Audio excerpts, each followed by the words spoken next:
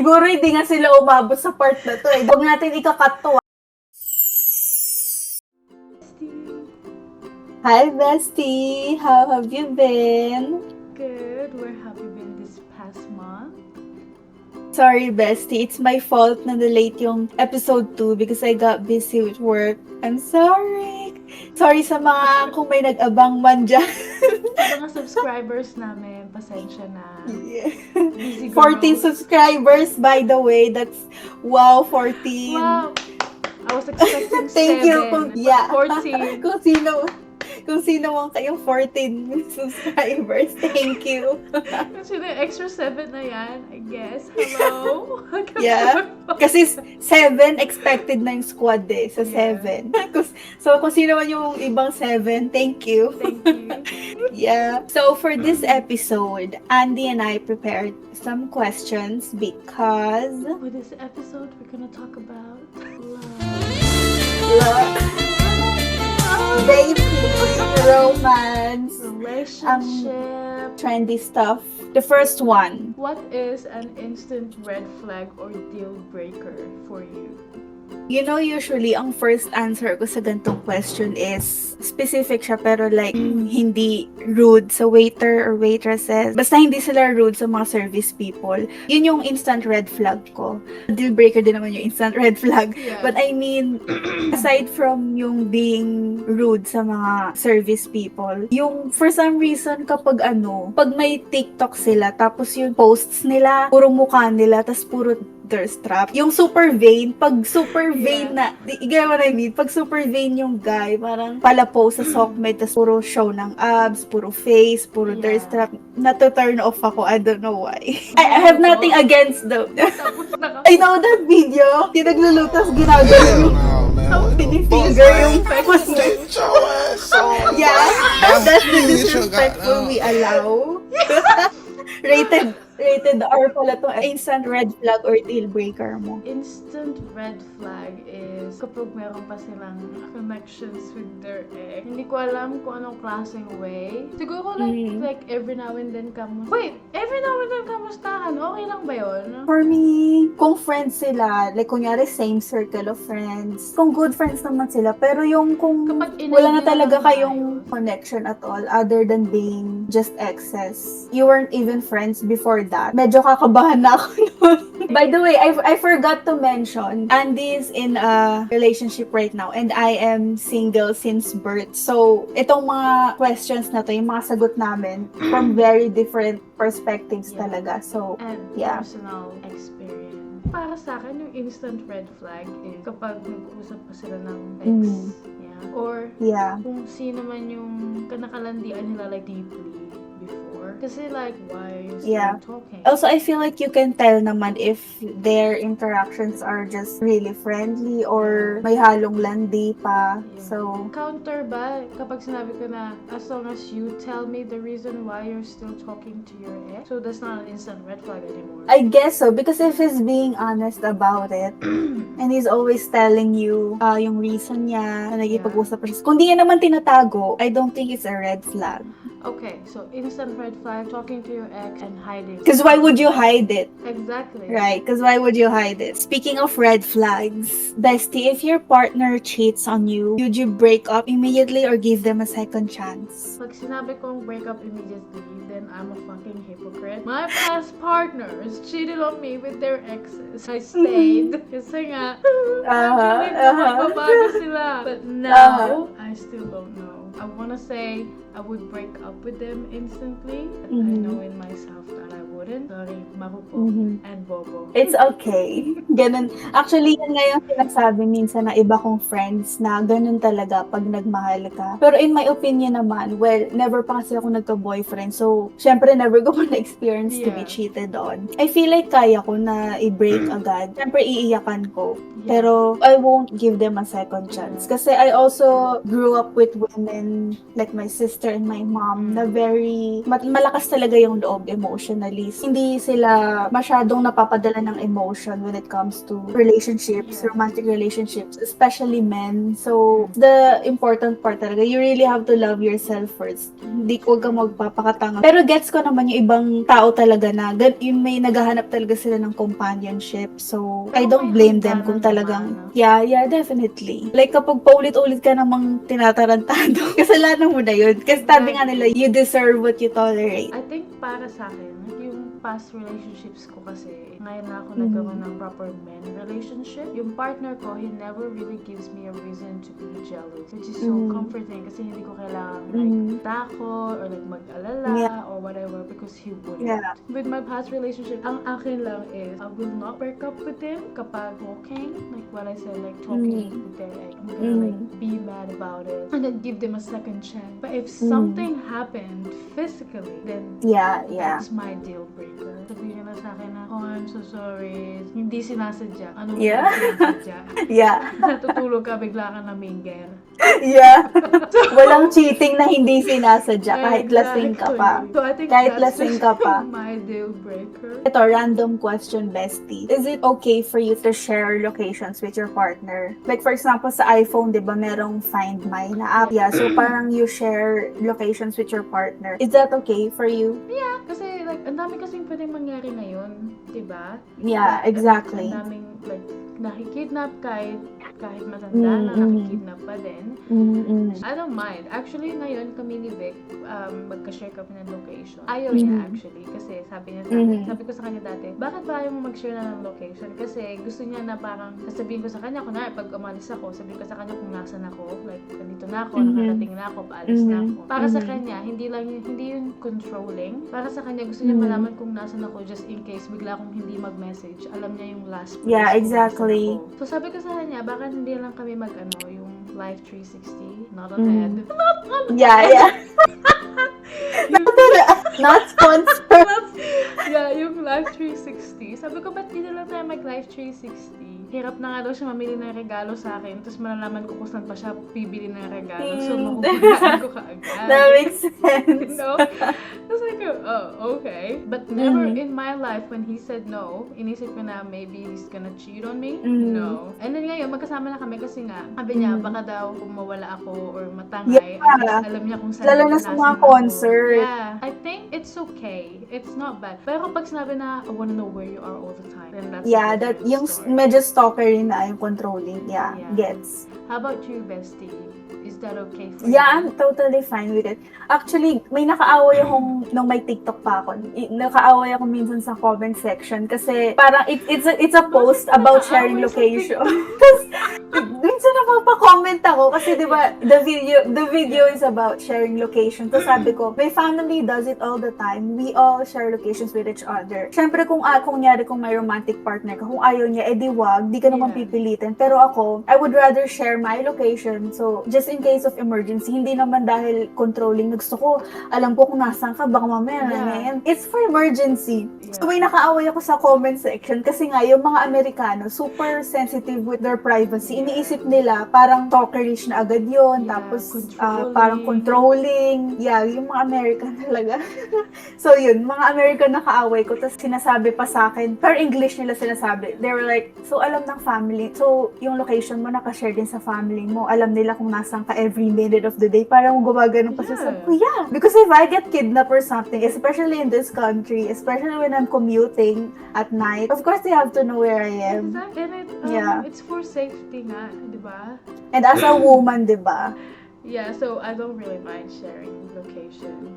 I have a question, but it's not on the list. Is it okay for your partner to check on your phone? Because I've never been in a relationship, like I said. But if I would be in one, I would be fine with them looking at my phone and even knowing my phone password, okay lang sa akin. Kung ayaw nila ipaalam yung kanila, okay lang. Pero ako sa akin, okay lang. Nang malaman nila yung akin.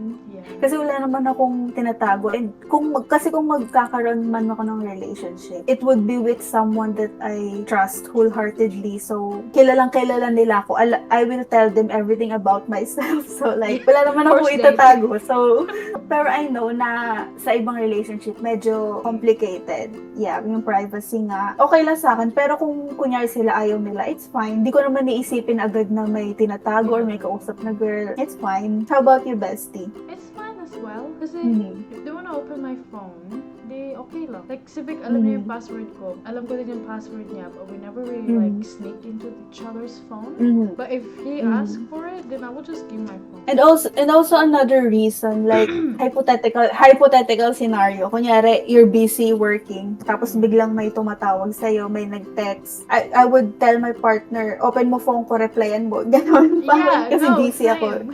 You know, like that. Or like, sagutin mo, sabi mo bakit. Yeah, kung reason nila is laging suspicious, lagi kang pinag-iisipan na nag-cheat, ganon. I don't think it would be okay, lalo na kung nagiging controlling na. Related to that, would you be okay if your partner asks for your social media password? Grabe naman mga tanungan na to. Again, I've never been in a relationship. Bestie, they know So I wouldn't know kung papayag ba ako. Feel ko oo. Kasi, di ba nga nabanggit ko na like last podcast, tsaka nakukwento ko rin sa'yo na hindi na nga ako masyado nagso-social media. I have another account as like my author account. So, doon ako nagpo-promote ng books, ganun. So, hindi na nga ako pala social media. So, kung gusto niyang buksan, then buksan niya. Wala naman siyang makikita do. Feel ko, yun yung type na, kunyari magsasabi ka ng secret sa akin, pero yung secret na yun, alam niya. Pero siya lang nakakaalam. Di ko naman pagsasabi sa iba. As in, siya lang talaga. Parang best friend mo, ganun na, syempre secret lang, pero sa ating dalawa lang, yung ganun. So, kung may mga secrets man ako with friends, kung makita niya. Pero syempre, minsan as respect din for your friends, di ba? Baka medyo, ako dun sa part na yan, na ayoko namang ikalat yung ng friends ko, na babasahin niya. I don't know, what would your reason be to open another person's social media? That's such a high school get out. Yeah. You don't trust each other, so you have to have each Oo. other's social media account. But with me, wala na akong problema. Kung gusto mo, edi okay. It's a problem if you ask for my social media and if I try to ask for yours and you don't want to, Yeah, then that's yeah. different. Definitely. It's just unfair. Speaking of, do you believe in 50-50? Like yung effort, money between you and your partner. Lagi ba dapat equal? Hindi. Kasi it could be like 80-20 or like Mhm. 40-60. Kasi kapag Yeah. kapag equal, minsan nagkaka-problem din kapag Mhm, 50-50 kasi baka mamaya Mhm. you did the 50%, you were expecting for your partner to do your type of 50%, but then para sa partner mo, he thinks or she thinks na Mhm. he did his part. I think okay lang din na kung minsan ako 60, siya 40, or siya minsan Yeah. 80, tapos ako 20. Kasi hindi naman laging balance all the time.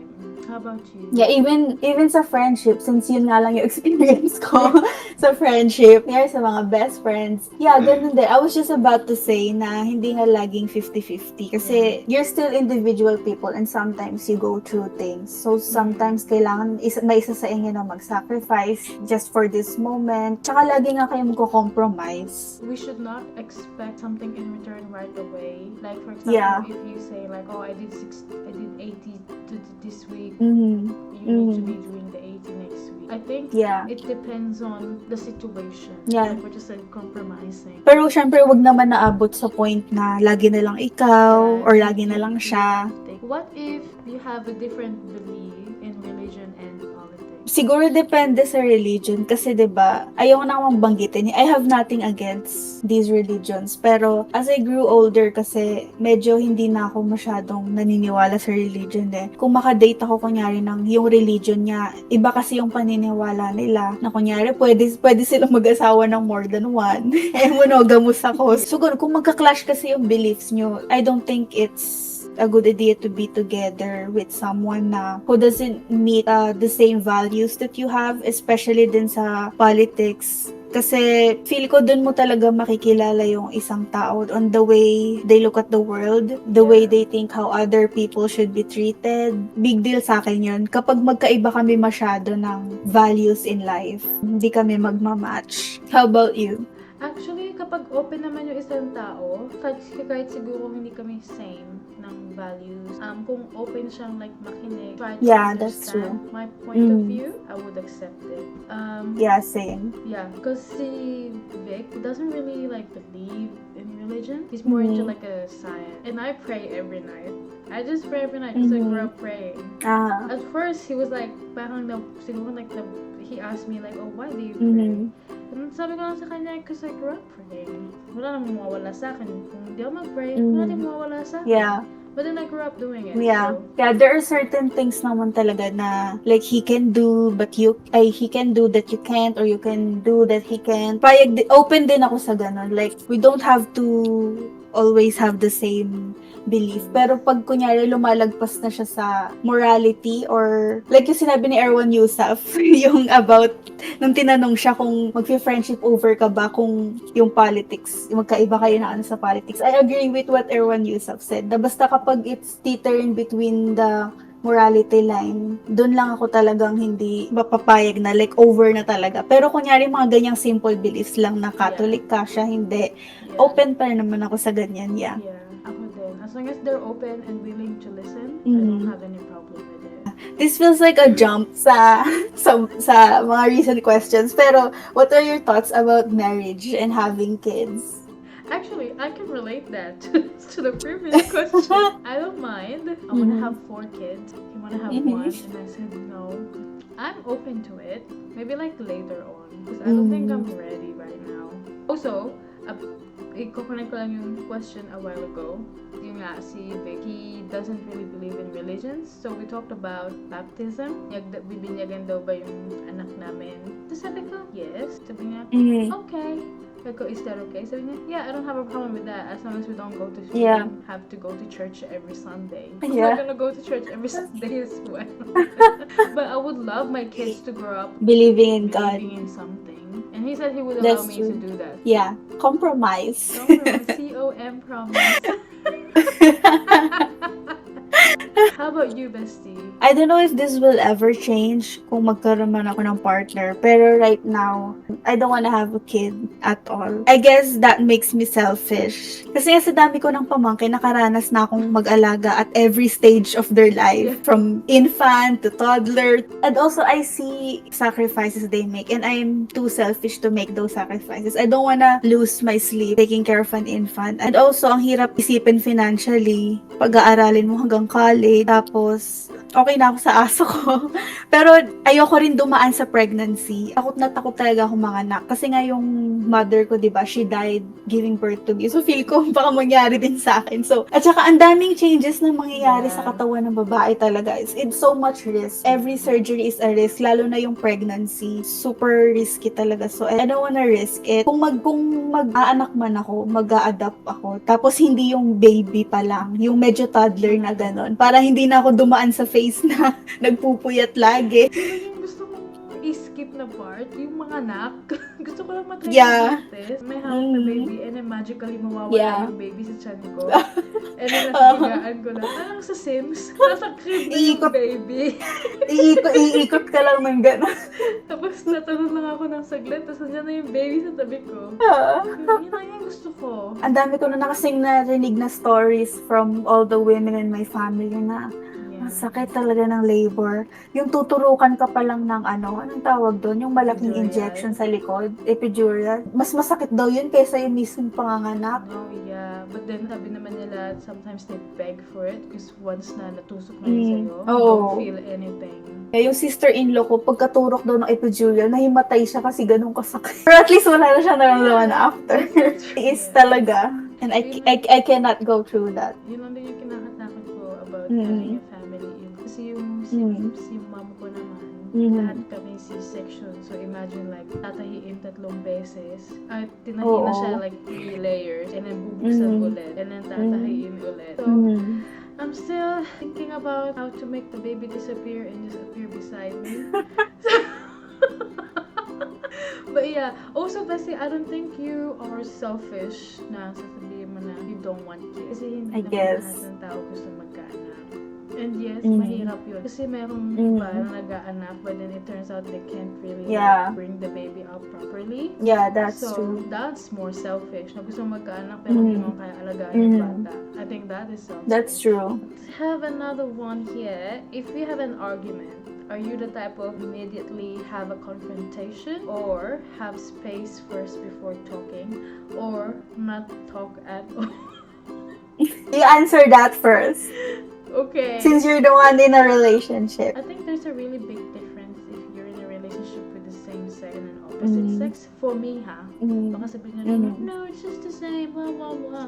Okay, well, this is personal opinion and experience. Dun sa previous relationships ko, if I have a problem, I never really talk about it. Like, I just pretend everything's gonna be okay. Kasi ayokong mag-go through sa, like, hinanakit, mabigat yung loob, magkagalit. Ayoko ng ganun. Yeah. You know? Also, lalo na kasi magkalayo kami, like, hindi naman kami magkasama palagi, so I don't know what's gonna happen next.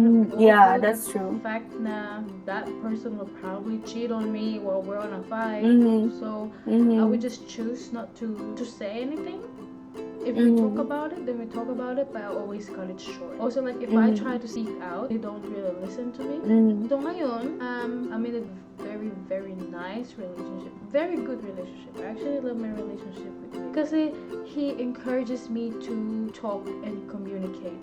Which I don't like because I feel so uncomfortable. Kasi nga, don't Nasanay ka talk kasi. about it. Yeah, diba? I'm so happy for you, bestie, because I feel like that's a sign that you're in a healthy relationship talaga. Yeah, I think so too. I really think my relationship is healthy right now because I feel so uncomfortable sometimes doing uncomfortable things such as communicating. So he always emphasized on like we have to communicate in order to fix the problem.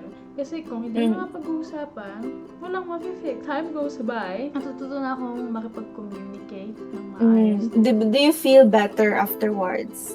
That's the important part. Yes. Yeah, that's good. Kasi sometimes you really have to be uncomfortable at first. And then eventually you realize na, nakakabuti pala talaga Yeah, siya. nakakagaan ba siya ng chest? So, hindi ko siya kailangan isipin palagi. Like, I can move on with my life and start another problem. Dagdagan ko na dagdagan yung problema ko sa buhay. How about you, bestie? Back then, in high school, parang confrontation na ako nung high school eh. Di ba lagi kong sinasabi sa inyo kapag may problema ako sa inyo? Hindi Pero- sa akin. Sinasabi mo dun sa isang mong kaibigan. Sorry. Pero, Pero ever since talaga, I want communication lagi na kapag may problem. Tsaka ever since nga nung na-hospital ako about my mental health shit, gusto nagte-therapy na ako. Doon pinarealize sa akin ng therapist ko na importante talaga yung boundaries. And I'm very, very particular with my boundaries. Talagang, I will tell someone if they are crossing it. Like, kunyari sa mga friends, sa best friends, sinasabi ko talaga if they did something that bothered me. Tapos, not even sa arguments lang. Kunyari, in-invite ako ng friend ko na gagala kami bukas.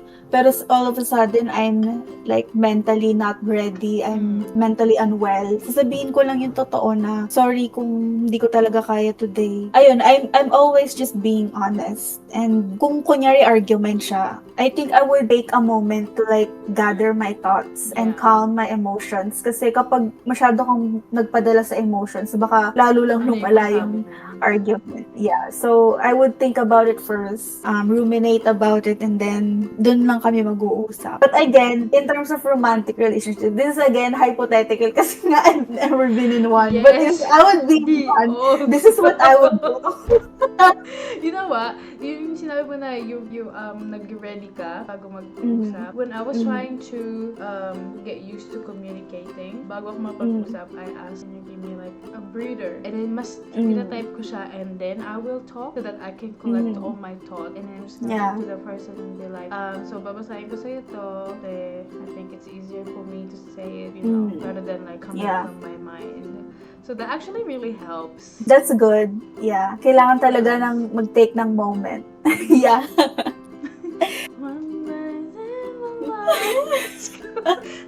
Insert mo yun, bestie, yeah. Insert mo yung sound. Okay, Q, feel this moment. Yeah. And also, bestie, what if, since you mentioned that you're in a healthy relationship, hypothetical lang, what if healthy nga kayong dalawa, pero yung parents niya or yung family niya ayaw sa'yo? What would you do? I don't know. I think siguro I will like try to gain their trust and itatry ko na maging mapunta sa good side nila. Kung hindi pa din talaga, di ba, ala na, I'm not going anywhere. Just kidding. But something like that. And then, kung maghiwalay man kami, sabi niya na, oh, sabi ko sa'yo eh. Then, okay, di ko naman maririnig yun. But yeah, I think I will try for a bit. And then, I will talk to my partner na, what do you think I can do better para ma-accept nila ako? If they don't really wanna accept me, fine. You know? Ikaw, bestie. Same. I would remain treating them with respect and Yeah. kindness. Unless talagang sobrang sama ng ugali nila na binabastos ka na, hindi ako papayag sa ganun. Pero as much as possible, I would try to be respectful and kind. Yeah. And also, I would ask my partner kung ano ba yung hindi nila gusto kasi nga baka may nagagawa pala ako na Yeah. pangit pala, ganon. So, I would ask my partner. Pero kung ayaw lang talaga nila, just because of, Ayaw. kunyari, silly things, like kunyari, baka napapangitan sa akin, wala akong magagawa doon. Ako yung pinili ng anak niyo. Yeah, like, Unless, you're not going anywhere. unless the mother is the type na abutan ka ng sobre. Layuan mo, anak yeah. ko. Chocolate. In this economy, Oo, agad. sige akin na. Lalayo talaga ako. Sige, gaano ba kalayo gusto mo? In this economy. Pag sinabi na, ito ang plane ticket at pera para mag-start ka ng bagong buhay. Yep! Yep. Give it to Thank me. you! Bye. Thank you! Sana makahanap ka ng bago. Good luck! Good luck, pare! Yeah. Naging tropa bigla. Nice to meet you nga. But yeah, kasi wala naman din tayo masyadong magagawa kung hindi nila tayo gusto. But like, but to be respectful. Yeah, that's Yeah. true. Bestie, do you still believe in traditional Filipino courtship? Like yung mga ligaw-ligaw? Uso pa ba yan ngayon? Or ini-skip na yun ng mga tao? I don't even know actually kung ano na bang trip ng mga kabataan ngayon.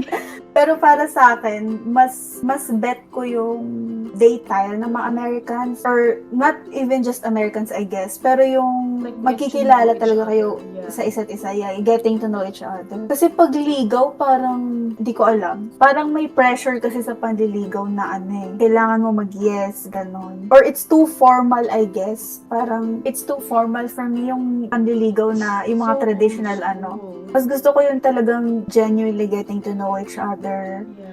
I think panliligaw is nice, but then also like it has ups and downs. Siguro Yeah, in a way definitely. na hindi ina-expect ng lalaki na nililigawan niya is mali.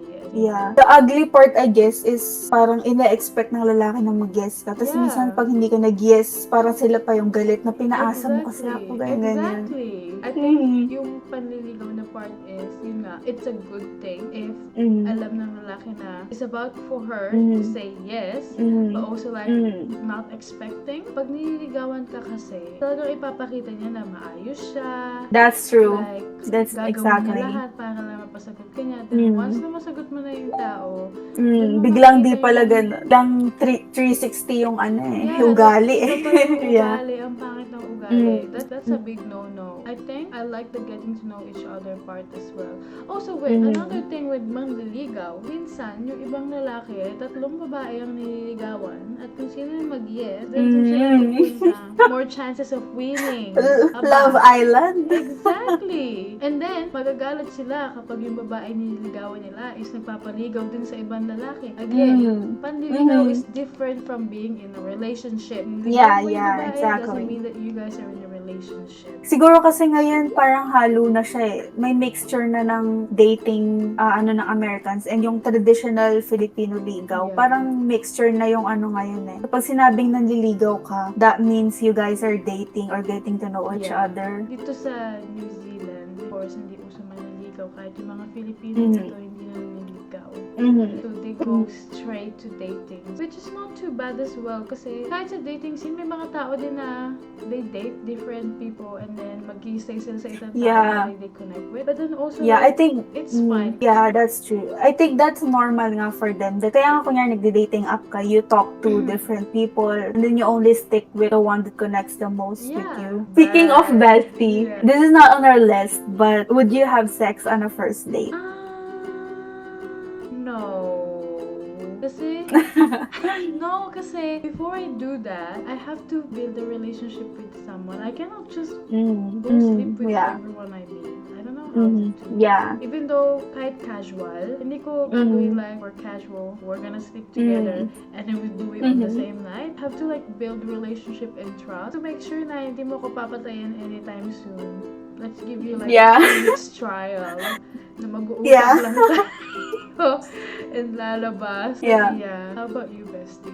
Definitely no. Hirap talaga ako sa physical intimacy. Like, even kunyari sa friends, hindi ako masyadong mahilig yung kunyari sasandal sa balikat, di ba minsan yung mga besties ng high school nag-hold hands kayo? Hindi talaga ako Yeah. maganon. I can't even imagine, lalo pa yung sex.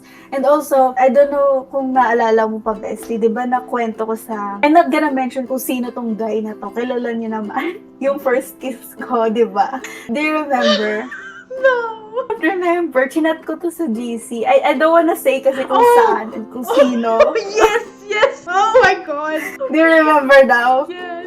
Do you remember who? Do you remember who? Okay, I'll never forget. please forget. Anyway, siya yung first kiss ko, diba? And he wanted to do more than making out. Tapos parang yung utak ko biglang nag-halt, parang nag-freeze na parang, oh shit, I don't wanna do that. So, even when we were kissing, sa una parang iniisip ko, ganito pala. Pero nung nagtatagal na parang wala talaga akong nararamdaman. As in, I wasn't even turned on. I wasn't experiencing any high. Parang siguro hindi ko lang kasi na-meet yung tamang person pa, I guess. Pero hindi talaga ako sa physical intimacy. I can live without sex. So yeah, doon ko na-realize na parang nung experience ko na, parang ganito na yun.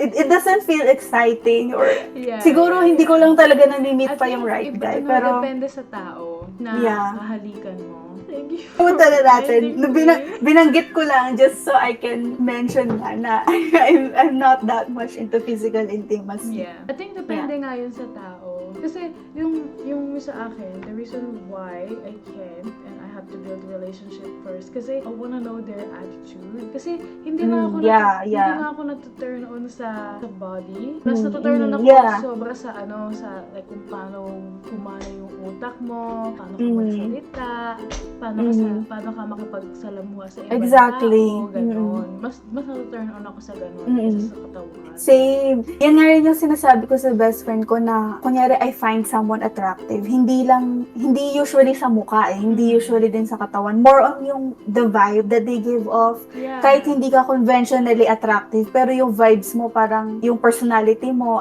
attractive, dun ako mas na-turn on. Hindi sa itsura talaga. Yeah. Kung pogi or maganda, edi plus points, but not really needed. Bestie, would you choose your friends over relationships or the other way around? For me, I grew up with friendships talaga. Hindi, kasi nga never pa ako even if I had crushes, mas pipiliin ko friendship. Kasi sila especially yung mga friends na nandyan since high school, since LM, nandyan sila through thick and thin talaga. Like, lahat ng iniyak mo, ng tinawa mo, andyan yung mga friends mo. First love, first heartbreak. Yeah. Kunyari, if there would be a reason kung bakit ka papipiliin between friendship and relationship. Kasi you don't have to choose unless one of them is being bad for you na. Yeah, so if I was in a bad relationship, I wouldn't choose my partner over my friends. Pero kung healthy relationship naman, hindi mo naman kailangan mamili. How about you, bestie? Same. Actually, if we get to the point na kailangan kong pumili between friends and relationship, then I will end the relationship because there's no reason for you to make me choose between you and my friends. Exactly. Kasi like, the relationship, meet lang tayo like 2 years, 3 years ago. But I've been with my friends for years. Nakita na nila yung different version ko. They know what's good for me, what's bad for me. Yeah. I don't think it's okay for you to ask me to choose between my friends friend. Siguro if someone is in a relationship na talagang marriage and they have kids, I would understand a bit kung hindi niya kayang iwanan. I would be sad for them, pero I would understand kung bakit sila nahihirapan mamili and why they would choose Yeah. to be in the relationship kasi nga may family. Pero kunyari kung single naman, I would judge kung pipiliin ang relationship over friendship. Bestie, do you believe na opposite attracts? Like, does that work still or importante na mas marami yung similarities? 50-50. Si Vic, masyadong introverted. Mhm. And ako, introvert din ako minsan, pero mostly extrovert kung kailangan. I'm more energetic than him, mahilig akong lumabas, mahilig siya mag-stay in. We balance Yeah. each other out. There's no wrong answer. Prefer na opposite attract. How about you, bestie? Same. Siguro depende sa aspect. Like, for example, when it comes to our values and morals and beliefs, siguro mas gusto ko na same. Pero kunyari, when it comes to personality or hobbies, okay lang na opposite. Yeah. Like, kunyari ngayon, introvert and extrovert. Kasi ako, mas introvert ako. So, it's fine if they are more extrovert. And pagdating sa hobbies, okay talaga ako na opposite. Kasi it also opens up opportunities for you to try new things. There's always something new with your relationship. Kasi willing kang mag-try ng bagong activity or stuff like that. 50-50 din. Depende sa aspect. Natatawa ako answering all these questions because I literally have never been in a relationship. So, kung may nanonood mong future boyfriend ko, nanonood ka man, alam mo na. Single and deliciously mingling. I don't mingle. I don't wanna Oh, you mingle. don't mingle. I just want you to knock on my door and say, I'm gonna be your boyfriend. As a homebody and a work from home girly, kailangan mo lang kumatok sa pinto ko. Tapos kakita lang, so your friend's been telling me you've been sitting on my sweater. Do you know that song? How do you know that song? That's One Direction. I'm a directioner. To be obsessed with one, di paano mo alam yung kanta na yan? So to conclude the episode, Bestie, what's the best lesson you've learned from your past relationships or dating experience in general? Communication is always the key.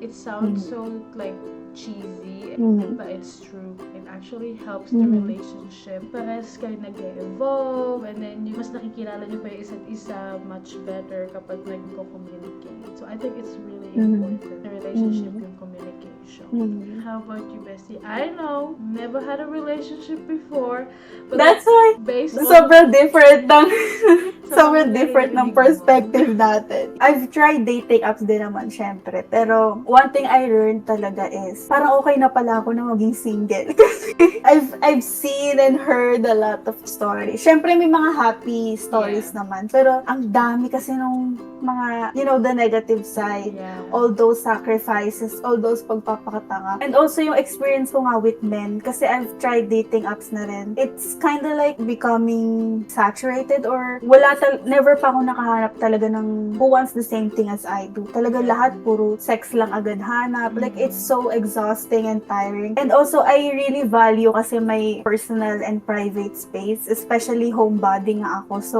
parang mas prefer ko nga maging single talaga.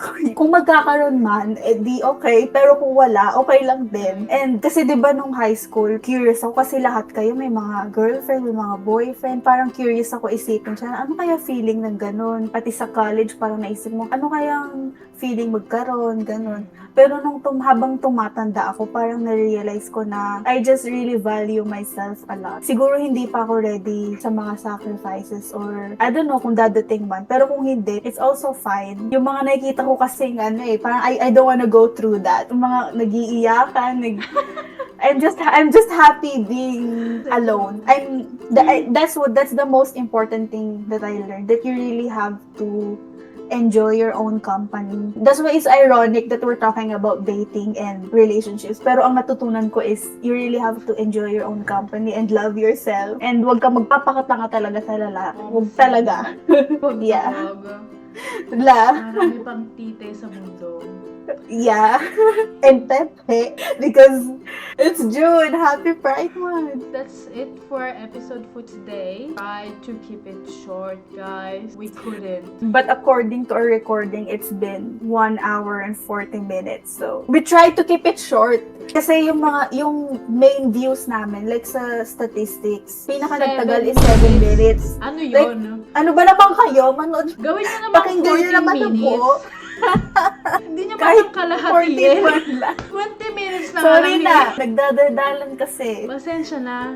Madami kami pinag-uusapan eh. Just act like nagiinuman tayo and Kaya nagpipintuhan nga. kami ng deep talks. Exactly. Next time, may inuman na talaga tayo para habang nakikinig kayo, umiinom din kayo. Para naman, kahit 20 minutes naman yung pakinggan nyo, para sa nagdadaldal kami dito, hindi nyo naman papakinggan yung buo. Well, sino bang makikinig dito? Siguro pinatayin nyo na to ng 15 minutes.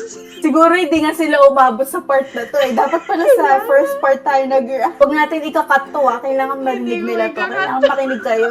Namang di nila maririnig to, Bessie. Hindi naman nila pinapakinggan yung buo.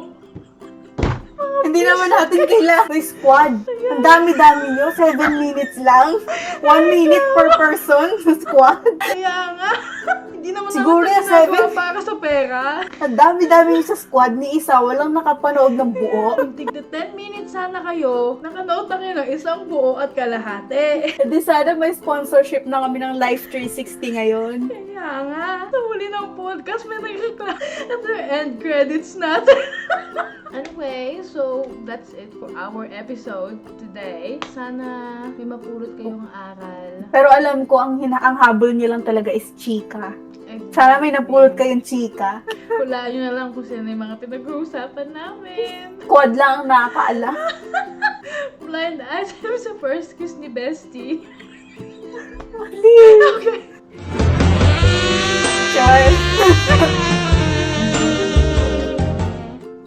Bye na nga. Bye. Bye, bestie.